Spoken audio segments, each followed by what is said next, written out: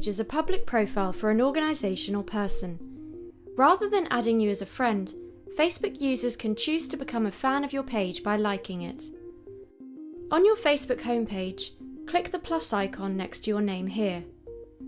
Click on Page. Type your page name here.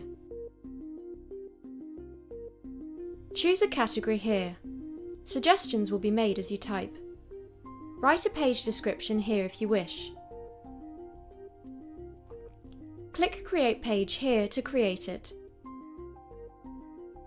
Now you'll be able to add a profile image and a cover photo by either clicking here or dragging and dropping onto the web browser. Click Save here to save any changes. You'll now be able to create posts, add photos, and add buttons enabling people to take action on your page.